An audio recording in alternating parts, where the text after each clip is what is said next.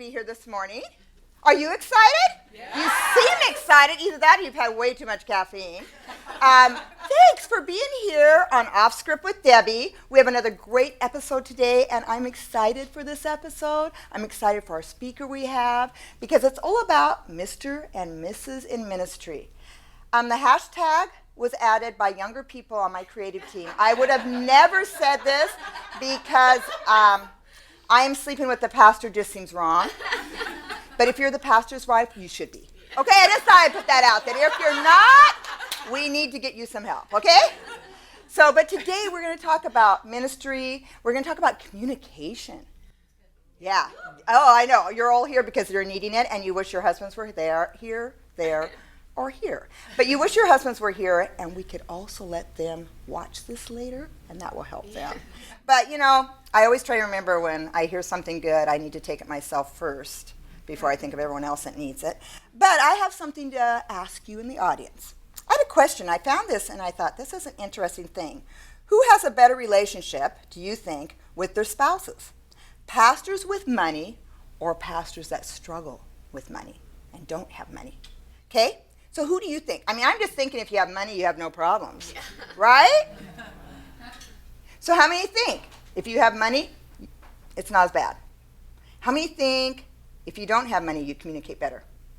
Oh, you guys are so good. Where have I been? Barna did a research in 2017. It said this: financial constraints can be a relational burden. However, pastors with leaner resources tend to report a stronger connection with their spouse. Maybe they have to talk more because they have no money. Maybe that's it. I don't know. And those who receive a lower salary are more likely than those who are financially better off to be satisfied in their marriages. Isn't that? I'm kind of shocked. I'm just thinking I should have known this when we had no money. That might have helped. 83% of those earning less than $40,000 a year rate their marital satisfaction as excellent. Wow. So all of you that are poor right now are going, we are awesome! We have a great marriage, right? Early on in marriage, my husband and I have been pastors for many years. And when we started off in ministry, I will say the financial thing was hard for me. And we're going to talk about different parts of communication today in marriage, but one area we're going to hit is finances.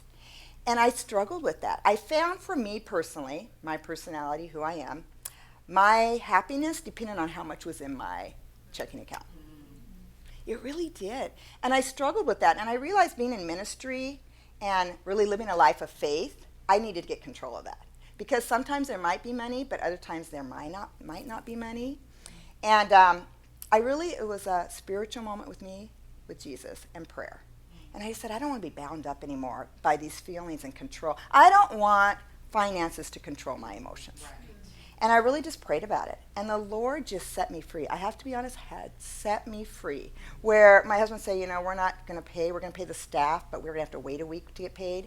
Before, that would have been like, I would have just died and gone out and bought macaroni and cheese for the week. But instead, I would go, oh, okay, honey, well, I'll pray with you about it. It's going to be okay.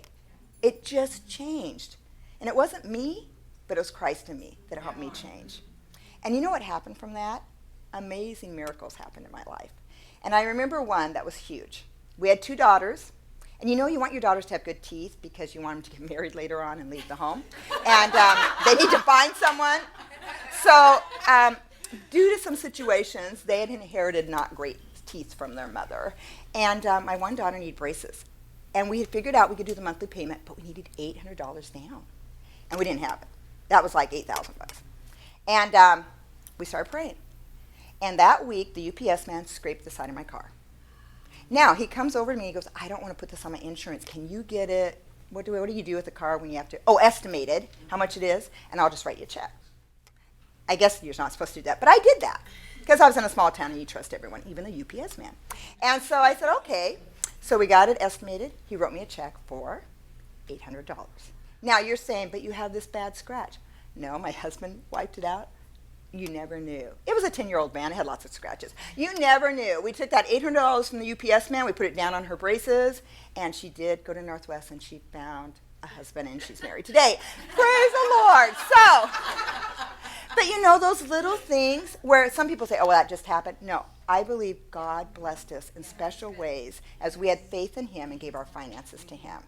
So I'm just excited today to talk about communication in marriage, to talk about finances. I have an amazing guest. I can't wait for you to meet her. So let's get excited right now because I want you to meet Dr. Renee Bardot from Northwest University, who's going to teach us a lot about communicating with our spouse.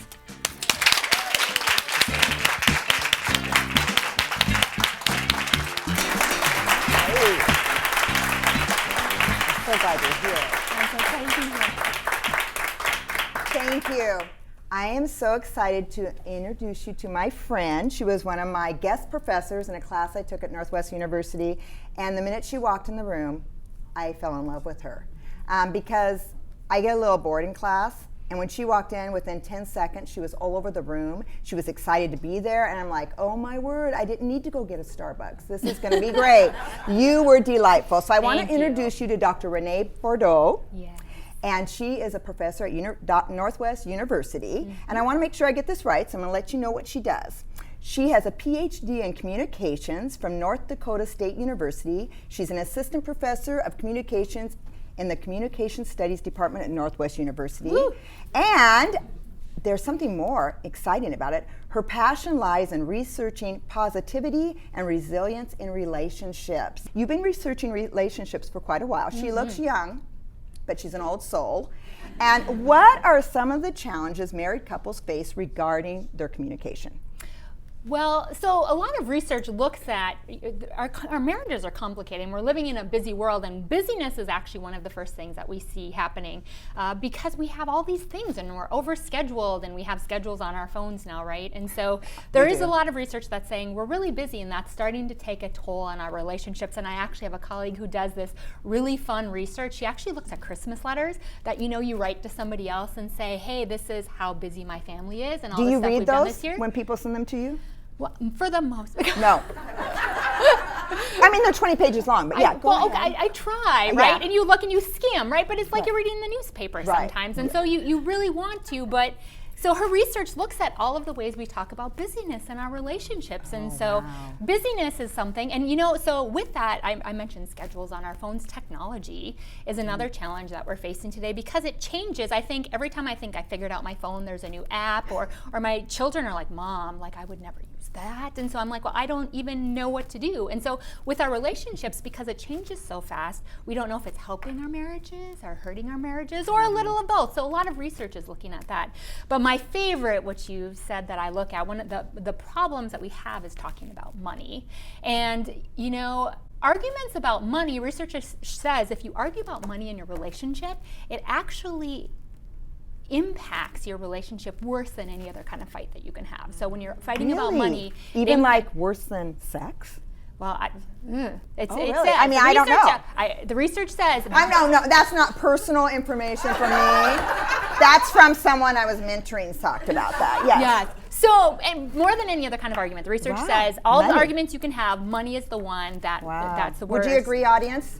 Yeah. They agree? Okay. And what gets worse than that for me, because I study how can we keep them strong, arguing about money leads to divorce. Those fights lead to divorce more than any other kind. It's a predictor of divorce. So we need to figure out how do we do those better. So busyness, technology, all of those things, they're all challenges for our communication if we want to keep our marriages strong. When I attended one of your sessions, you talked about strategies for having successful financial conversations with your spouse, and that's what helped me out so much. I remember you said something about prepping as a team. Can you share that with the audience? I'd love them to get that insight that I felt helped me so much. So prepping as a team, and maybe I should set the stage for you, like why this became. So I knew it was a problem, right? And I have been married for it's almost 18 years now to a wonderful person, but as amazing as our marriage is, that's still the one conversation that I always felt. Why do I? And same, Debbie was sharing with me too her story, like. You feel this twinge of uncomfortability, right, when you're having those conversations. And so I wanted to know, how can we do this better? And clearly there are people doing it well, because I hear conversations from friends all the time. And so largely, though, research didn't look at all about how to have good conversations. They said, all of the research said that these are the things that are going terrible. there wasn't a lot that was telling us how do we have money conversations well. They weren't being proactive. Right, so I knew I needed to kind of ask people what was going on in order to discover anything, right? And so I wanted to know by stories, because I don't know about you all, like I don't learn a lot by reading a list of statistics, or like on a scale of 1 to 10, 8. Like what does that mean? Yeah. And so I actually asked couples, when you're talking about money, how does your spouse make you feel? How do you talk about money? Like, what are they saying specifically that makes you feel good? What are you saying that makes them smile? Like, tell me about, remember a good conversation you've had. And let's delve into it. Yeah. So prepping as a team, the thing you mentioned, is one of the first things I discovered. So I've listened to all those stories, and I had stories from couples all over the country. And so they were telling me, before you even get to the conversation, like before it starts, before you open your mouths, before you even schedule a time, right, you have to make some preparations together as a team, and it's usually not one person pulling all of the weight. Together you need to decide to make some decisions so you can enter into that. Almost like when you're going to work, right? You don't show up to give a presentation and never had to put any work into the presentation. So prepping as a team is important. And what that means practically, like, well, how can I do that? Schedule. That's a super simple thing. And this was huge for me. She's like, you schedule your meetings and not right after you've paid your bills. And I was like, oh, that's always when we talk. No wonder I'm stressed out. That was huge for me. Like, oh, schedule like a time when we're not, upset or we're not tired. You shouldn't do it at midnight. Yes. You said go somewhere fun. I remember you said if you're going to set up a budget, go somewhere fun, your favorite restaurant. Yes. Take your computer. And like, really? I'd never thought of that. We always do it in my office, and it's midnight. I mean, that was like, it was like preparing was huge for me. That was awesome. And if you see my husband and I out and about having a cute date night, we usually have our computer with because we're talking about our budget. But that's our place. Do you always do that? Do you ever have dates without the budget? Oh, we do. Oh, yes, okay. we do. Wanted to help you out there, honey. You probably We don't just have budget dates, but scheduling, right? And so I always wanted to know on the last day of the month, where are we at going into the next month? And if he had a busy work day, that's not the most efficient time. So if we could schedule time to be able to do that was great. There was an interesting one in this preparing as a team, though, that I definitely need to point out. So there was when you're preparing and you're planning and you're doing your research, I found advice helped or hurt. But they had to decide together. And here's what I mean. So first of all, if you decide that you trust your parents, you trust your siblings, your neighbor, your pastor, and you want to talk to them, you decide together, we're going to seek outside counsel.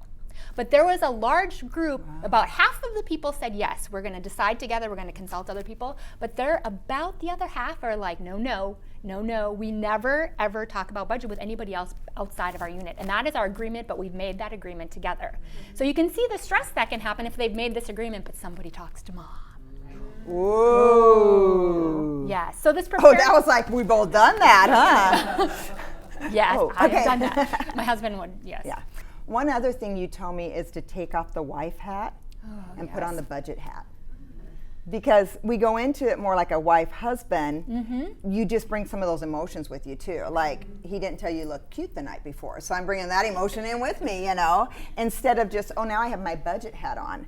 That kind of lays out those other emotions and puts them away. That was huge for me. That was just a real, I mean, all of you are going, don't you know that? But for me, that was great practical advice, because I think I took more into the financial discussion than just the budget. Yes. And I was hearing from a lot of couples when they were doing the schedule, it was really like a job, right? They were saying, this is our 30 minutes, we're going all in for 30 minutes, and we're only doing budget. Like, I don't want to hear about your cousin's, nephew's, brother's birthday party we have to plan for. Like, none of those things. We just need to do the budget and get out. Isn't that great advice? I don't know about you, but that was huge for me. You also said about you have to have your head in the game. So that was kind of a beautiful thing that I discovered as well from talking to the couples. So preparing as a team seemed a logical thing for me when I think about a partnership with my husband. Yes, we're going to work together to accomplish this budget. But then the next step basically said, okay, now that you've come together, you've been planful together, now it's kind of on you. And getting your head in the game means I have to be in a space where I'm ready to talk about it. I need to be able to be focused. And when I'm not, if I can't be focused, I need to be able to hit the pause button. And I need to be able to say that this is not a great day. Like, I've got 14 emails staring me in the face, and it's stressful, and something bad happened, or a budget problem happened at work, and I have to address it. oh, Yeah. Did you know she started shaking? Oh, you were thinking about that. Like, I was. Yeah, because stressing you there is out no right way. now. And so if you get your head in the game, that means I can't be empathetic. I can't be focused. I can't be rational. Yeah. I don't know about you all, but I've been known to spontaneously burst into tears under stress. So like if I can't be rational, that's also not going to help, and I have to be focused. And now, because we have this rule, my husband and I know, if this isn't going to work, hitting pause doesn't mean I don't want to talk about it. It doesn't mean that I'm mad at you. It means this is not a good time. In my head, if you could see all of the things running around. If you could see my head, you would not want to talk You would finances. be like, oh no, let's put this in the cart until tomorrow. But part of that preparing as a team, which you fall back on then, is okay, then if this isn't going to work, when are we scheduling again? And that is such great advice. I think for me in that, it was for me learning to give my husband that. Letting him, saying, would this be a good time? Because we set the time, but I didn't know what happened at the office. I didn't know the email he just got. He doesn't share everything because he doesn't feel I need to know. Be burdened with everything. But I could see he'd be a little kind of like, he was trying, because he's so kind. I have the best husband. And he's so kind. So he would sit down because we've got the schedule, and he's a scheduler. But I kind of go, is your head not in the game? And he goes, you know what? I just had this really sad email, and I think I just need to work through that. And I'd say, okay, let's reschedule. And that was huge. But before we would have got into it, and I would have thought, well, he's not really into that. And I would have put blame there that didn't need to go there. And this way, it just gives us both that, I need to reschedule. My head's not in the game. Exactly. And like you said, not putting blame, not, just being able to do that was, I just think, great. I mean, everything you said encouraged me and helped me, and I kind of thought I had my act together. So if you had one last word of encouragement to pastors' wives that are out there and they're like, ooh, we've never even done a budget. If if they were, oh, look at her face, you can tell she's a budget girl. She's like, I haven't done a budget? Okay, let's go back. If you want to encourage a minister's wife, and just encourage her. Let's say she's struggling, she's listening to us right now, and she's like, wow, I just don't know if I can detach my emotions from it. How would you encourage her with one thing she could do to move forward? If the one thing I would say, and this is maybe a non-answer, maybe not exact. It's going to sound confusing, but hang with me for a second. Okay, so everyone hang in. The list I had of all the things couples talked about was like 24 things, right? That's a lot. And I don't know about you all, but I can barely keep track of 2 things at once. And so this long list of things means there is a delicate balance to this puzzle that works between the two of us in a way that might not work today. And so next time I need to try something different, and together we need to try something different. And eventually we're going to find that right combination of what works within our married partnership to be able to make it work. And I have been there. I have been there in those conversations. And to look my husband in the face and know I love him so much, but feel like breaking down on the inside because money is stressing me out. Like, we need money to put braces, to eat, like 1.5 million things. Yeah. And so to be able to say, okay, this didn't work today. Okay, we're going to try something different next time because we are in this together.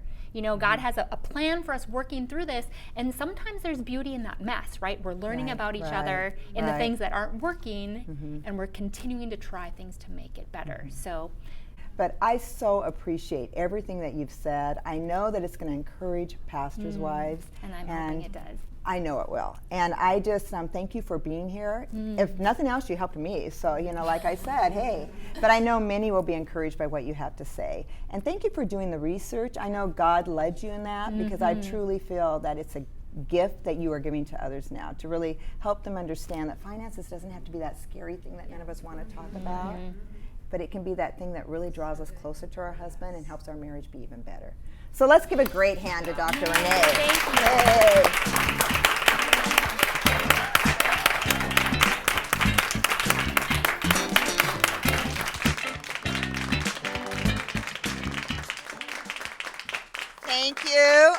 Thank you. Was that not great? Did you guys learn stuff? I learned even more. I need to work harder. The whole head in the game thing I need to work a little bit more on. So that was awesome. So I have a fun activity today. I have picked one person that I knew you were going to be here. And I called your husband and I asked 4 questions of him. And I'm going to see how good your communication is with your husband, if you know the answers. So Jeannie Collins, come on up here. Come on. Come right on up here. So I have 4 questions I asked your husband, Scott.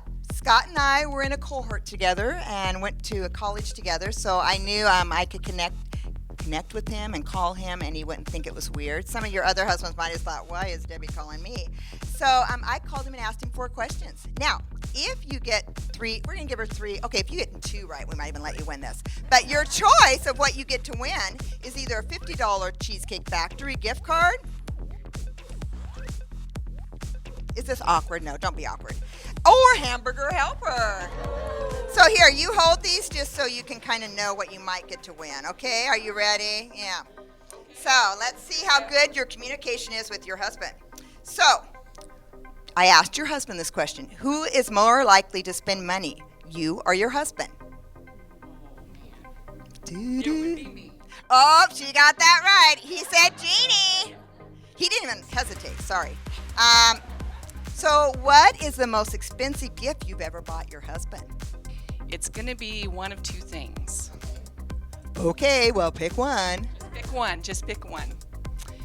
Well, a few years ago, we were going on a vacation, and I surprised him with a trip to Cozumel so that he could go diving. And that's it. That was it. You are good. Yeah. That was expensive. Are you glad you did it? Yeah. Okay. We can kind of take up an offering afterwards to help defray your costs, but I'm glad you did that. No, that was the first thing he said. Okay, so here's another one. If your husband could buy any vehicle he wanted, what would he buy? Any vehicle. Why she's thinking. Think. Would you know that answer? Have you communicated? Do you not talk? We need to talk more than about budgets. It's an animal. It's an animal. Well, kind of. It's an animal. Oh my goodness, you guys, help me out here. Oh, a jaguar. No, it's not a jaguar. I don't know what this is. It's a Can-Am Spider. Is that a motorcycle? Oh, it's a motorcycle, yes. See, Yes, that would be what because he's been looking at those, but I didn't think that would be a vehicle, but okay. see, especially because I'm a Harley girl, those are not really motorcycles. Anyway, they're like a wannabe. Okay. Oh, we will edit that out. Don't worry about it. Okay. So that's what he said he would like. Last question. So you only missed one, but you got 2 right. But let's go for the last and really, kill it here. So what did your husband say you would buy if money was no object? I would probably want to go someplace with our whole family and take care of all the expenses. We are like kindred spirits, aren't we? I know. That's my love. I love that. Yeah. Yes. You got to pick a place because you're right. You're right. He did say this, but he picked a place. Okay. We would go to Euro Disney, probably Europe. He said Europe. He did. Oh my word! You have great. He said a vacation to Europe. I'm like that. Oh my word. Okay, honey, you get the Hamburger Helper and you get the Cheesecake Factory. Whoa! Thank you.